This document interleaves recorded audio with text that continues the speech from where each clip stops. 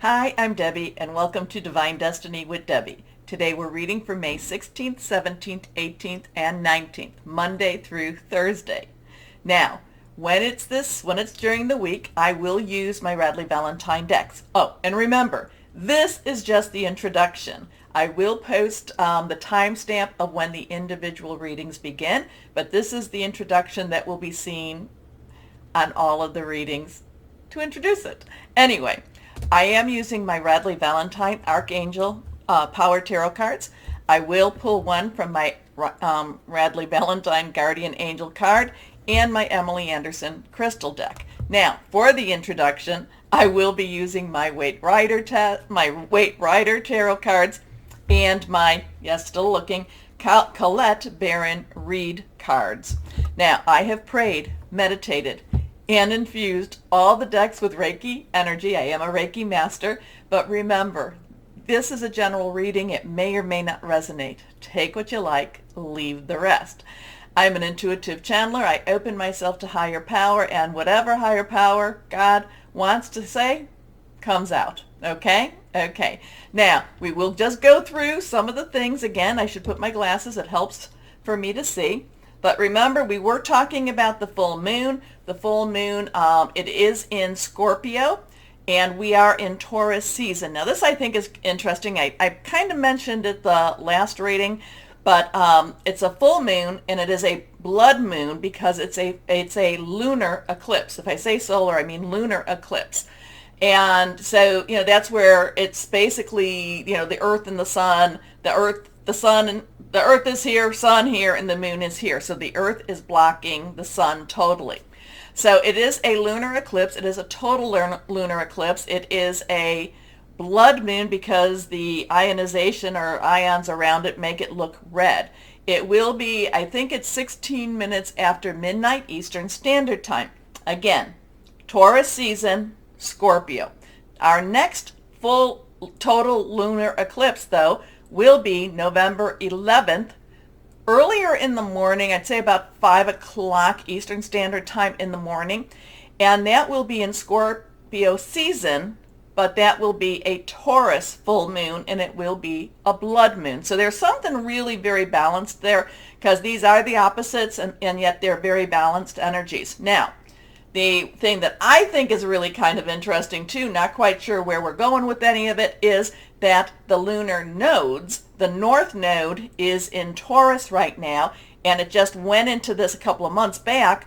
It will be here for 18 months, and the southern node is in Scorpio. So we've got a lot. There's something here with this Taurus and Scorpio energy. I really think we need to pay attention to it.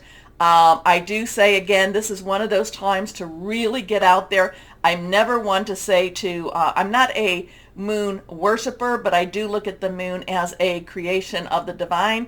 So I do, and I know that it does have strong effect on us down here. So this is really one of those times to release, relinquish, request. Release what what's holding you back, relinquish what you don't need anymore, and request the good stuff. There's something going on. This is just too unusual that we would have these three events, the nodes, and then the two blood eclipse, moon eclipse. Anyway, so that's going to be, like I already said, 16 minutes or so after midnight Eastern Standard Time. So then we go into, let's see, May 18th. We will have Mars, which is in Pisces, 25 degrees Pisces, conjunct with Neptune, 25 degrees Pisces. So with Mars, Pisces, very dreamy, very hopeful, very wishing. Neptune, very deep, very dark, mysterious. Mars, though, just does push out. So these will be conjunct, which actually will be a good energy with this. It will actually make each of the energies that much stronger. Now, so there's something something we need to, be with that. It might make us a little more aware. I think it might make us more aware. Anyway, the 19th, though, we have Taurus trine the Sun, 28 degrees, Taurus trining with Pluto, 28 degrees Capricorn. So Taurus is very grounded energy. It's very much getting to work energy. Pluto, remember, is that the planet of destruction and rebirth. Remember, there's always that rebirth. These are trining, so that in itself will not be a bad energy. It actually will be working together. And we will be coming to Gemini season around the 21st of May. Anyway, let's see. So that's kind of, what I wanted to talk about with that. But I just think it's odd. I think it's an odd thing. Now, I will be posting my memes. I will be, I search the internet. Whenever it's like things grab onto me and it's like, no, there's something going on here. So I usually do find things to maybe support my view. I don't know. But this one I thought was interesting, and hopefully I saved it.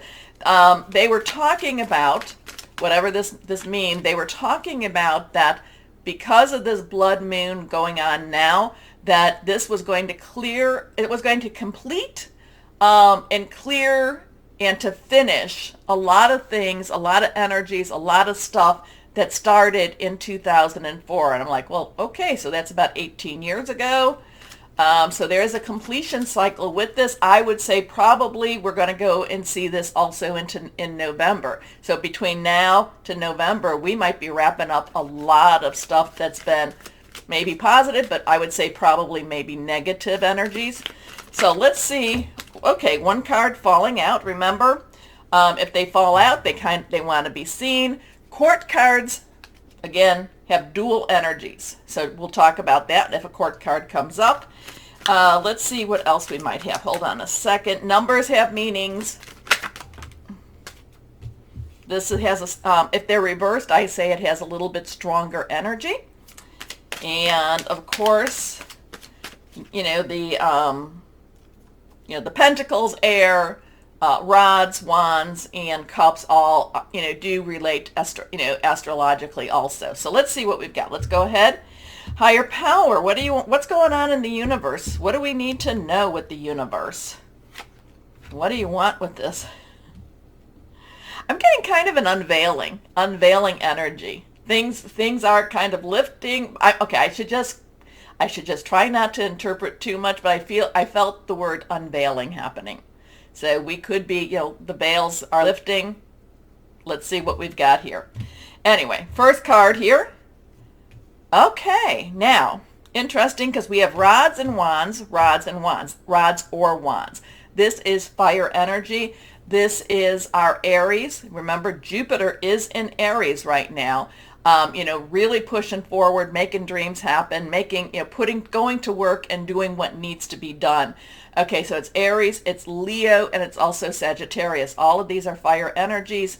There is, it's very consuming, it's very burning, it's very committed energy. So we have a seven of rods, 7 of wands, 7 to me, divine number, divine energy, divine umbrella. And when I say divine umbrella, it's no matter what does happen, we're covered. We're covered, and whatever the outcome will be, even if it's hard on us, it will actually be for the betterment of us. So this is a one that just basically says, it's kind of like the 9 of rods, but we haven't been beaten down like the 9. But this is, again, defending yourself. This is, again, standing firm, not giving up. And, I kind of think, it looks like person has a little bit of ground. Maybe it's elevated. These people are definitely on a lower level than him. And I really think that it's something, and he's also in a higher ground. And, whenever I'm reading cards, they all say something a little bit different. But it does feel like this person that's holding his ground, he's on a higher level. He's on a higher ground. And, it does feel like he's, like the people that are on the lower ground, the lower vibrations maybe, are trying to just keep after him. I do believe that people that watch, that we are star seeds, we are light workers, we are energy workers, so I'm kind of feeling like, even though the universe, higher power is saying, even if you feel that you are, these lower energies just keep pounding at you, stand firm. You're taking the higher ground. I've never really seen that with this card before, but stand firm. You're on the higher ground. you're doing what you need, what you're supposed to be doing. Now we have this one reversed.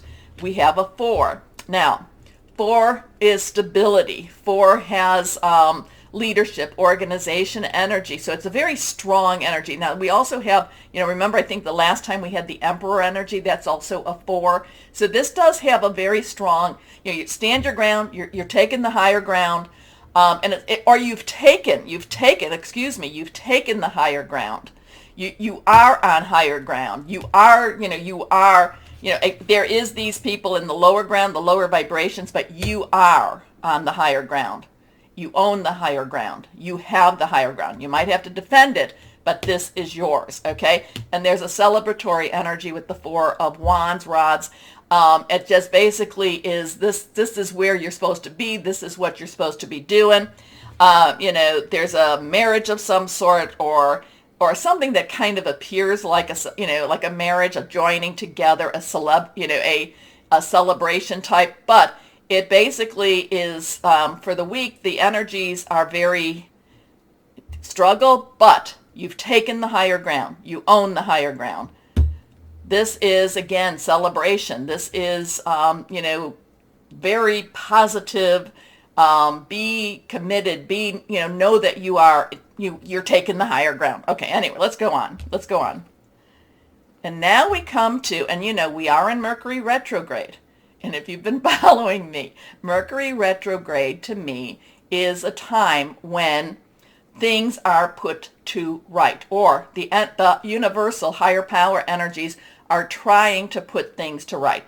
Part of why I say trying is because a lot of times we get in the way, okay? And higher power is a respecter of persons, and if we say no, we say no. So this is where events happen that are trying to be put right, okay? And this is the Empress. I talked about the Emperor 2 seconds ago. This is a 3. Now, 3's also extremely powerful. All the numbers have power to it. 3's are the power of 3, the power that we can do in 3. Say something, do something, be with 2 other people. It really makes it that much stronger. Now, it's also celebration energy. It's also very creative energy. Now, the Empress is just a lovely energy. And I always, when I see her in Mercury retrograde, I feel karma is trying to right itself. I look at her as the divine feminine energy of higher power. And, there's always, a little bit, she's interesting because she's so creative that she does need a little bit of that organization. She does need a little bit, she doesn't really, but there's just so much that she brings, okay? And, she's pregnant, she is waiting, she is birthing, things are happening. And again, we've taken the higher ground, celebration, energy, wonderful energies with that. Okay, so that's going to be extremely, I want to see what this is all about. While I love these, this does have a little bit of a, this is one of those energies you don't want to back down from. It doesn't necessarily mean that, it doesn't mean that everything just goes right into it. In fact, I feel like many of the light workers are defending this next step, defending and making way so that the Empress can come and clear up some stuff. Anyway, let's see what we have here, what we've got going.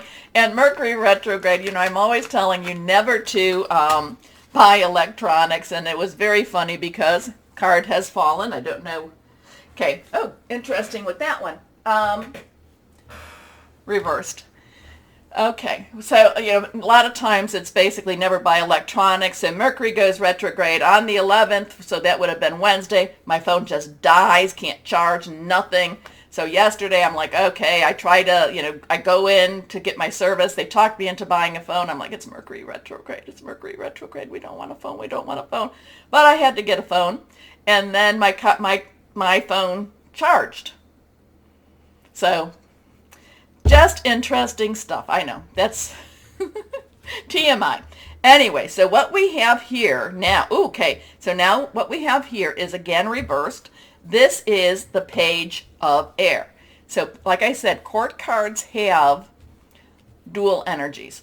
Like pages have, the underlying energy is Earth. So that would be your Taurus, your Virgo, your Capricorn energy. So that's very work-oriented, home-oriented, tangible energy-oriented. It's doing what you need to do, make your money energy. Now, Knights underlying would be your fire energy that we've talked about.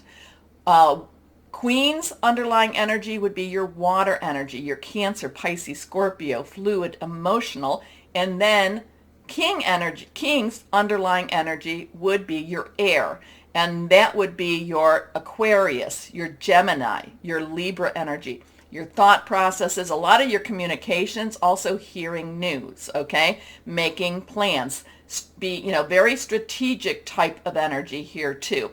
So we have the page of air. So the page is, like I said, underlying has that earth energy. So it could have that Taurus type of energy, getting things done. The page is also very, very enthusiastic and wants to just jump right in.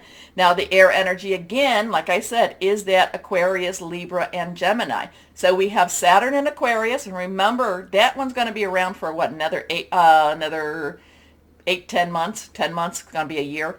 And so that is about illusions versus the truth. So that could be very interesting in itself. Gemini, we do have Mercury in Gemini, and it is retrograde, so it's still, so there's going to be some things going on with that, but we'll leave that alone for now. This is about, again, communication. Geminis love to talk. Geminis love to bring new information. Very smart. Geminis are extremely smart. And then we have our Libra. So the page of air is somebody that, kind of brings some a little bit of difficulties, kind of says, maybe this could be in your work front, maybe this could be in your home life, but it's more in that tangible. So it just I kind of get this reconciling between what's going on, what you're seeing, what you're thinking with what you need to do. But remember, the page is enthusiastic. So the page says, whatever this is, we really will get through this. Now, when we say get through this, there's not going to be without some challenges. It's not necessarily challenge free, but it just persevere. Let's just move on. Let's just keep going. Okay. Enough is enough. Like I said, interesting times, Scorpio, Taurus, we will see what we will see. Anyway, I will start I will put the number in the description, but for the moment, why don't we start our readings now? Hello, my Sagittariuses. How are you? Well, I was just, doing my thing here, and I just got this thing of gratitude that somebody needed to hear this.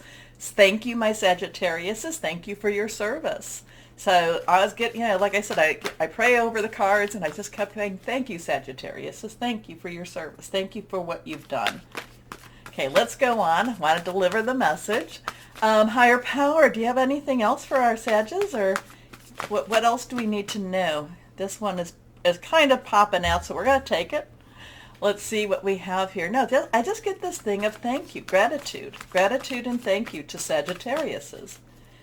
I mean, I don't know if it's because of some of the hard things you've had some, you have faced some things, demons, darknesses that, we've not. So thank you, my Sages. Anyway, let's see what we've got here.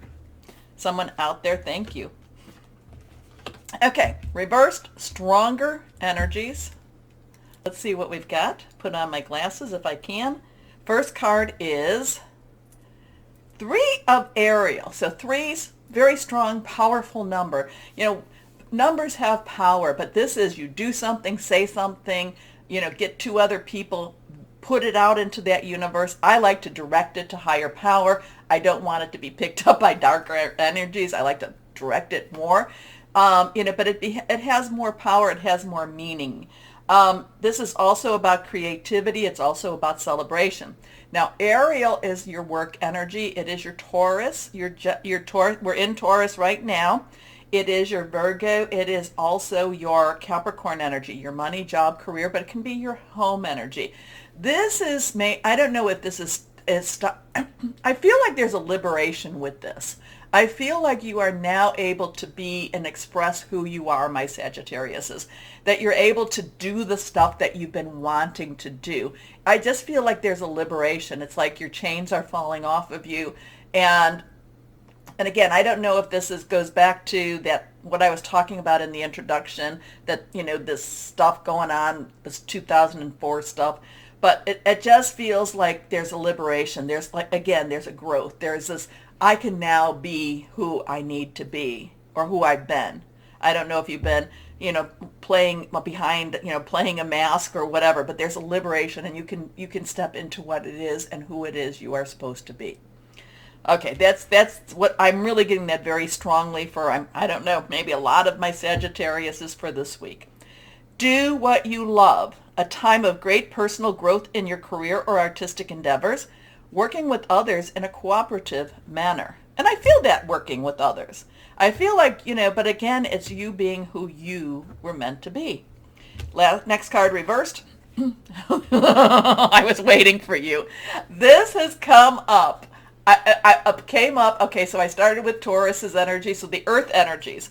Then it went to the air energies. Then I really think it was in the water energies. And this is now for the fire energies. So this has come up. Major transformational energies here. This is the death card in that traditional tarot, the White Rider that I use in the beginning.